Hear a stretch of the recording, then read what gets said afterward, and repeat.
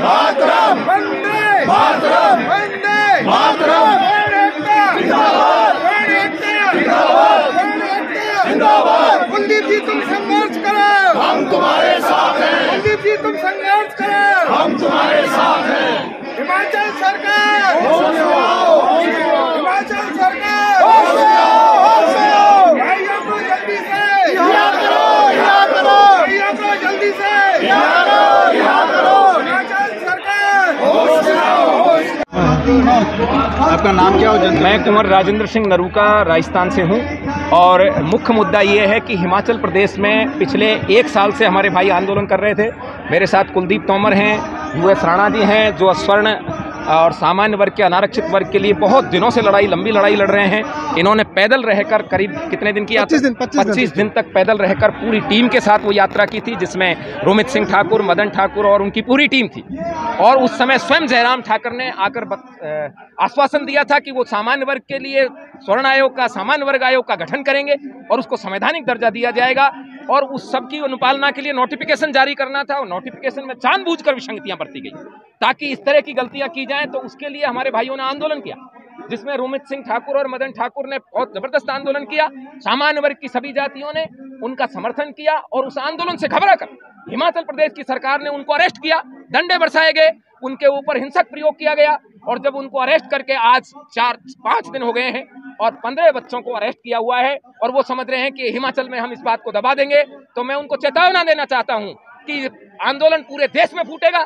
सामान्य वर्ग केवल शांत रहना जानता है लेकिन अन्याय सहन नहीं कर सकता। यदि रोमित सिंह ठाकुर और सभी लोगों को तुरंत 3 दिन के अंदर रिहा नहीं किया गया तो जंतर मंतर का ये जो आंशिक प्रदर्शन आज कुलदीप तोमर और US राणा जी की आवाज पर यहाँ एकत्रित हुए हैं, ये पूरे देश में जाएगा। मैं राष्ट्रपति महोदय से और प्रधानमंत्री से मांग करता हूं कि सामान्य वर्ग के लिए वैसा ही आयोग गठित करें, संवैधानिक आयोग जैसा अनुसूचित जाति जनजाति और OBC के लिए है। जब सभी वर्गों के लिए आयोग है तो सामान्य वर्ग के लिए भी होना चाहिए। और साथ ही साथ केवल हिमाचल में ही नहीं, उत्तराखंड में, उत्तर प्रदेश में, दिल्ली में, राजस्थान में, मध्य प्रदेश में और भारत के सभी राज्यों में संवैधानिक आयोग का गठन होना चाहिए। यही मांग। बिल्कुल, राष्ट्रपति महोदय को ज्ञापन सौंप रहे हैं और मुलाकात भी करेंगे। मैं अभी भी जा रहा हूं, 2-3 सांसदों से मिलूंगा। यदि समय रहते वो नहीं चेताए दिए तो ये संसद भवन है, हम देखते हैं ये कैसे कार्रवाई करते हैं। किस पार्टी के वो सांसद होंगे? और किसी भी पार्टी के हो, कोई मतलब नहीं है। सामान्य वर्ग आयोग का गठन होना चाहिए। हम पार्टी पॉलिटिक्स से फिलहाल उतना ही नजदीक नहीं है। ये देश के हित की बात है। जब हम किसी के हक मारने की बात नहीं कर रहे, लेकिन अपना हक भी किसी को नहीं मारने देंगे। अच्छा न्यायकर्ता वही हो सकता है जिस खुद के साथ भी अन्याय सहन नहीं करे। ये आज हमारे बच्चों के साथ अन्याय कर रहे हैं और हम बैठ के देख रहे हैं। एट्रोसिटी एक्ट विध्वंसकारी है, अन्यायकारी है और उसको इन्होंने सुप्रीम कोर्ट के फैसले को बदलकर संसद में लागू किया और OBC वर्ग और सामान्य वर्ग के नपुंसक सांसदों ने ताली बजाई। हम उनसे रुष्ट हैं और समय रहते यदि ये नहीं चेते तो जैसे आम आदमी पार्टी घुस गई ना पंजाब में और बहुत बड़े बड़े वृक्ष उखड़ गए, इसी तरीके से भवंडर उठेगा पूरे देश से और ये सारे के सारे पुराने वृक्ष ढह जाएंगे। बहुत बहुत मेरा नाम US राणा है। मैं भाई कुलदीप तोमर और हम और आदरणीय राजेंद्र सिंह नरूका जी सभी ने आज आह्वान किया था।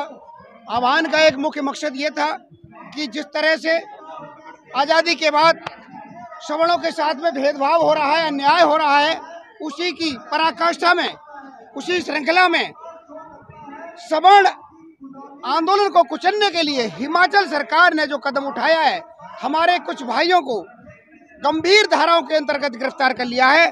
उसमें 307 तक की धारा उन्होंने जोड़ दी है। भाई रोमित ठाकुर, मदन ठाकुर, दीपक चौहान, ये सभी हमारे साथी गिरफ्तार हैं। उनके साथ 14 लड़के गिरफ्तार हैं और 120 के खिलाफ FIR की गई है। जयराम ठाकुर ने पहले आश्वासन दिया था, उन्होंने कहा था कि हम सामान्य वर्ग आयोग का गठन करेंगे, लेकिन उसमें इतनी खामियां थीं कि वह मान्य नहीं था हम लोगों को। इसलिए हमारे युवाओं ने 16 मार्च को फिर आंदोलन किया और उस आंदोलन के तहत हुआ क्या, उन लोगों को गिरफ्तार किया गया। सिर्फ ये बताया गया कि आपकी मात्र गिरफ्तारी है, लेकिन उनके पास ये बात का कोई भी प्रमाण नहीं था कि किस बात की गिरफ्तारी है। लेकिन हुआ क्या, एक धोखा हुआ।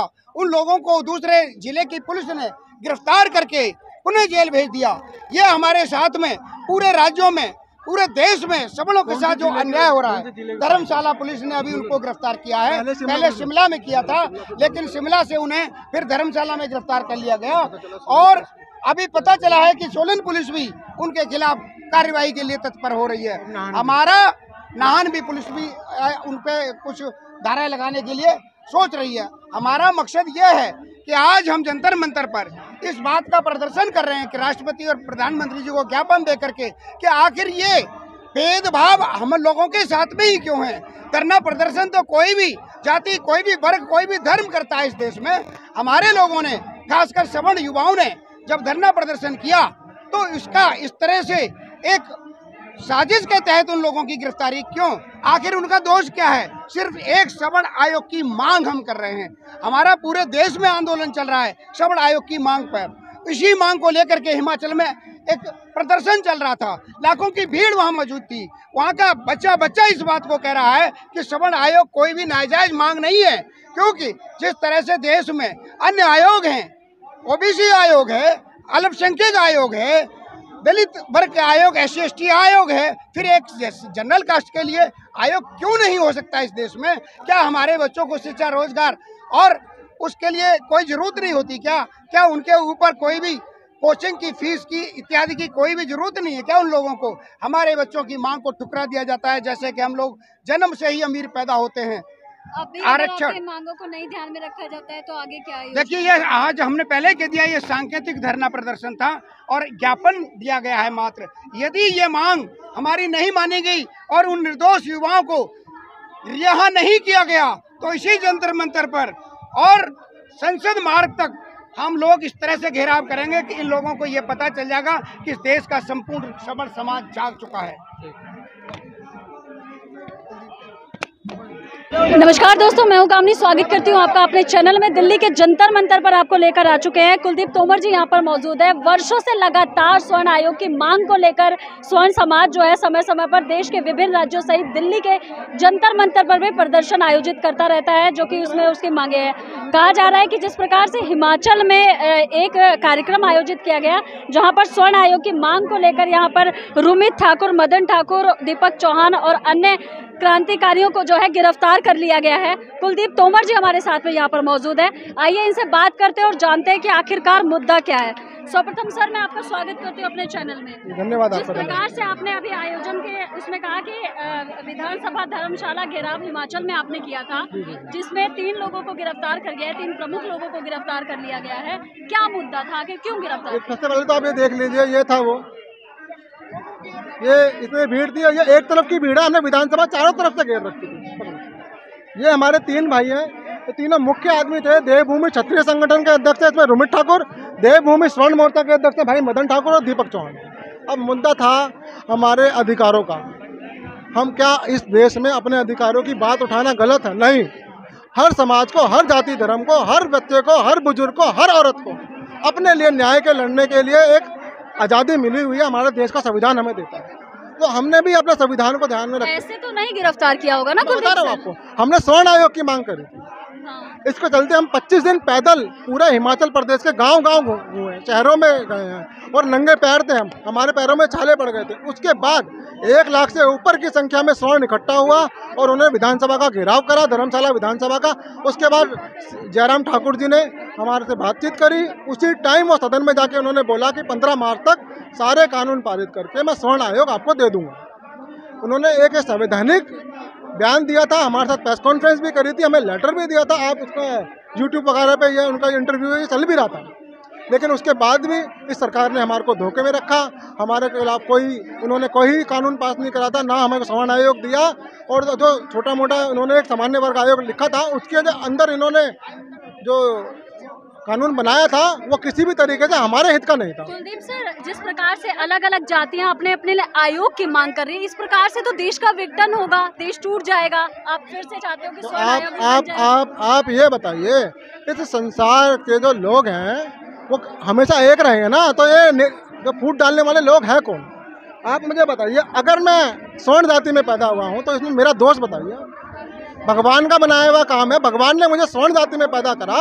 अगर मुझे किसी दलित के घर भी पैदा करता तो मुझे अपनी माता पिता पे बहुत ज्यादा गर्व होता। आप इस चीज को नहीं मानते कि वर्षों से आपकी जातियों ने दलित समाज पर अत्याचार किए हैं? बिल्कुल नहीं मानते। अच्छा चलो ठीक है, आप कह रहे हो ना, अगर पिताजी ने कोई अपराध करा है क्या कानून उसको उसके बेटे की सजा देने का अधिकार रखता है?